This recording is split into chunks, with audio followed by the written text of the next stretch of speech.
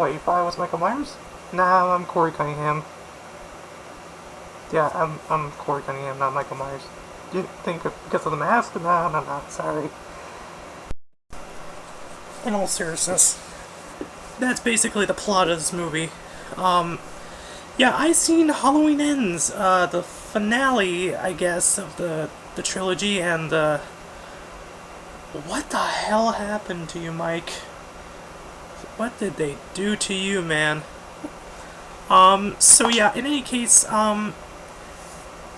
unfortunately, last night I had a blackout at the theater, and, fortunately I didn't get to see it in theaters, but I think that was a sign saying, no, it's not worth it, so I decided to pirate the movie. Sorry, that's bad, I know.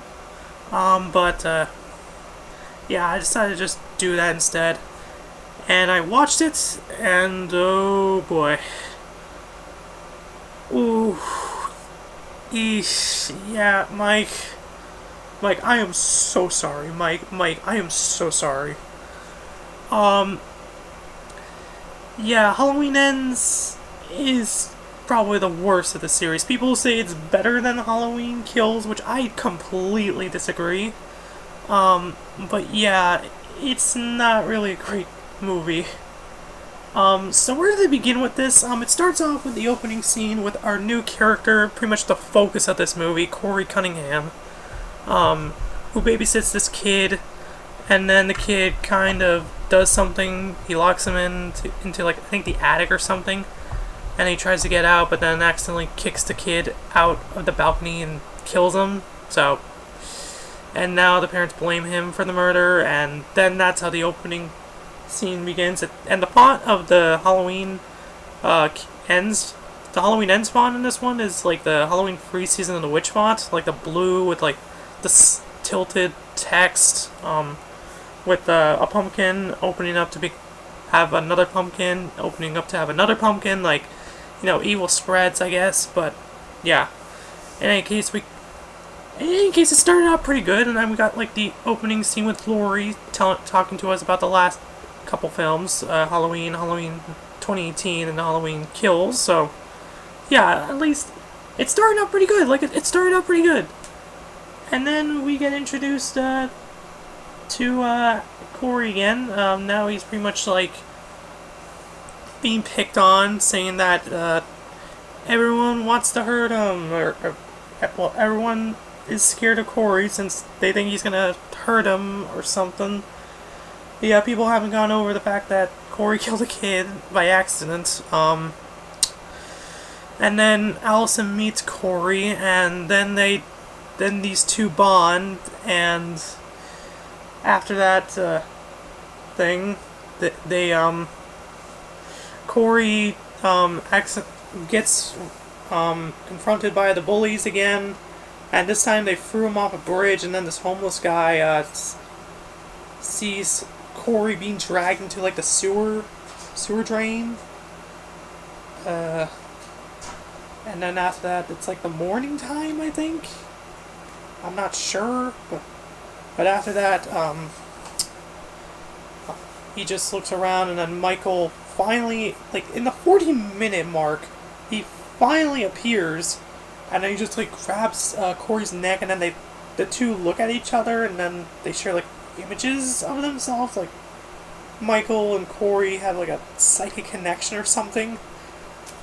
And then he runs away and actually kills the homeless guy there. And then he just runs away, and then he looks at himself in the mirror. Then after that, like, Corey and Allison keep on like bonding and stuff. Like, they keep on having this romantic relationship. And Laurie's like, oh god, this guy cannot be trusted. Like, and yeah, I can agree. Like, Corey's acting a lot sus. Really, really sus, Michael. Yeah, really sus. But yeah, after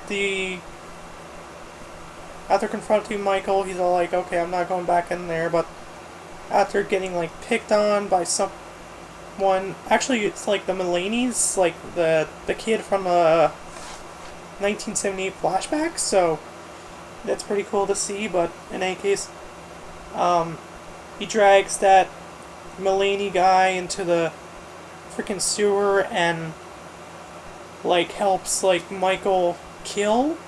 And let me just say, my god, Michael, what did they do to you, man? Like, I'll give you a demonstration of how Michael walks in this case. Like, you know Michael, he walks straight and stuff. Here, hold on. He walks like this. Oh, my back. Oh my god, my back. Oh, like seriously, this is how he walks. Like, I'm not joking. And then after that, after he like kills a person, he has like a muscle spasm or something. Like, ugh. I'm not even joking, man. This is what happens. And after that, Corey escapes yet again. And then, let me think about it. Then, after that, like, Laurie's really suspicious, like, yeah, this guy can't be trusted. He tries to convince Allison, but then, like, Allison is, like, a complete, like, I'm sorry, B-word. Like, she is just mean, man. Like, what happened to Allison from the last two films? Like, I know her mother and father died and her friends, but it seemed like she was doing fine in the last film. Like, she was trying to help people, and then she's all like, no, I don't want to. Why can't I be mad? You're the one that causes harm. Like, Jesus Christ, lady. And so, in any case, after that, let me think, after being, like, slapped by his mother or something, and being, like, what was it? After it's getting to be, like, Halloween night, he decides to, well, actually, before that, like, Allison, like, gets a promotion or something, and, well, Allison's, like, co-worker gets a promotion that she wanted, but I guess Corey overheard it, so, Corey kills, like, Dr. Mathis, who was mentioned in the last film, and after that, Corey decides to go after that other lady, but for some reason Michael just appears out of nowhere, like, and now this time he's actually walking properly this time, like, he's not, like, crunched over, he's actually walking like Michael now for some reason. Jesus, I don't know what's going on with you, man. But yeah, he eventually kills that lady in, like, the Bob type of way, like, stabbing him in the chest and then leaving him hanging on the wall. And so, yeah. And in any case, it's, like, after that,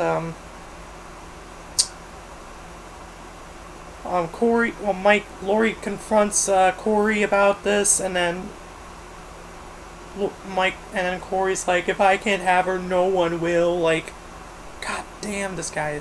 And then he's like, I'm a psychopath. Like, he laughs a lot, like, god damn. And then after that, he decides to, for some reason, steal Michael's mask. Like, you could just make your own, like, it's not that bad. Like, you just need to get like a William Shatner mask, spray paint it white, take off the sideburns, take off the eyebrows, and then make the eyes bigger, and boom. You don't need this mask. But in any case, he does. I don't know how he can smell in this, since it's like, there's like white mold all over the goddamn mask. Like, what? How can he breathe in this thing? And so after that, the bullies finally come over, and then we finally get some more kills, at least now in kind of Michael fashion, but not really. It's not Michael, it's Corey. Eventually kills the bullies, kills the DJ guy, who pissed Allison and him off earlier. And then he also kills his mother. And for some reason his mother's kill is just like cut off. Like in the trailers and set photos, you can see it's much more longer. But for some reason that entire scene is just cut. Like, no joke, the scene was just cut. And so in any case, after that, finally, Corey arrives at Laurie's house. After Allison says, you're the one that causes harm, or some crap. She's thinking about committing suicide or something. Yeah, they're going that like, deep. And also, before I even go deeper, in the beginning of the movie, like, Michael, like, freaking Michael or something, like the town, like, commits suicide because of Michael. Like, what? Oh my god. Like, Jesus, that went dark. Like, really bad. um, but yeah, in any case, Lori is thinking about committing suicide, and then out of nowhere, Corey appears, and then we hear like a gunshot, and then we see like guts flying out, but then honestly, this is like the badass scene. Like, we see it's a pumpkin, and then Lori's like aiming the gun and saying, "Do you really think I would commit suicide?" And then she shoots at Corey, and then he falls out the balcony. Kind of similar to how the kid did in the beginning of the movie. And then he takes off the mask, and she's all like, "You want to kill me, so do it." So she unloads the gun, and then lets Corey kill her, but he doesn't, because Allison appears, and then Corey's like laughing his ass off, like, and then he's like, "If I can't have her," and then he stabs himself in the neck, and then Lori grabs the knife, and then Allison walks in and is like, "What did you do?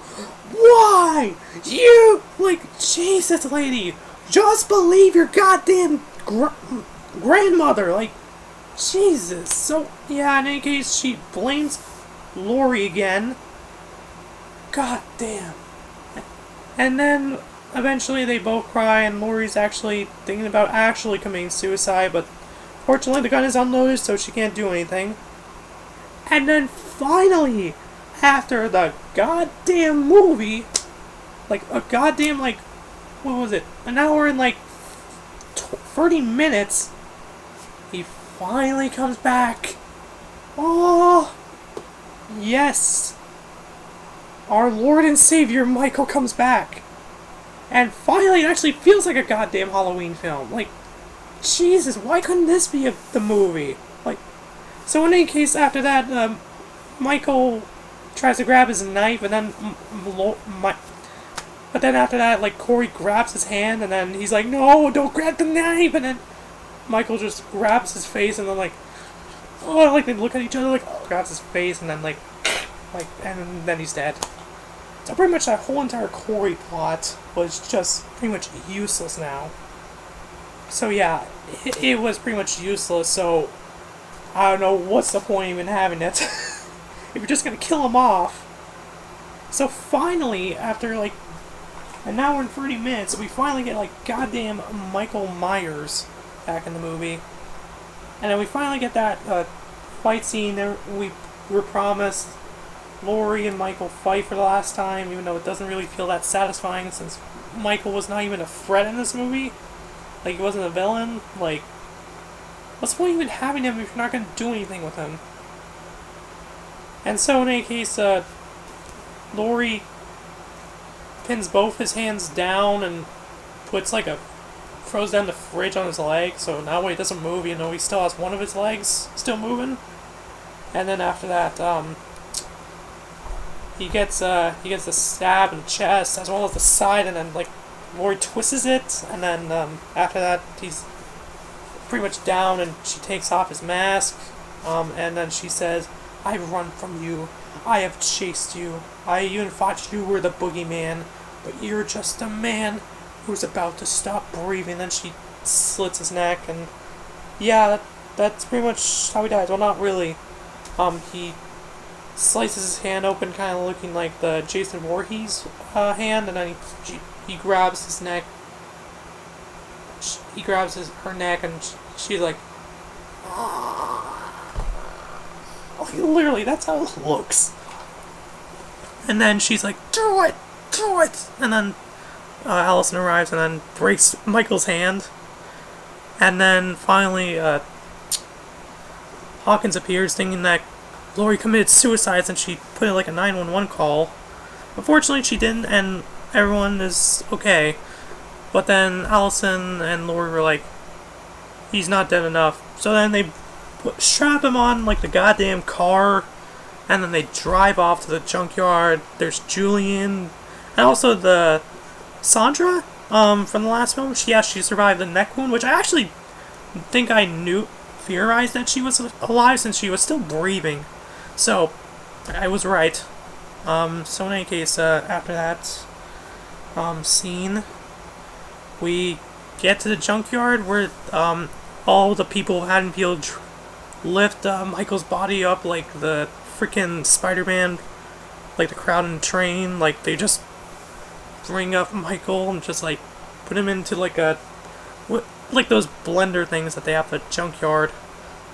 And then after that, Michael does, well, Laurie does the final job, pushing his body into the blender, Allison turning on the machine, and then we get a Michael smoothie. Yeah, Michael turns into a goddamn smoothie. So, yep, he's dead. Even though that he wasn't really a threat in this movie. Seriously, like, why even kill him off if he's not really a threat anymore? Since he just walks around and everything. Like, he doesn't really have a threat or anything.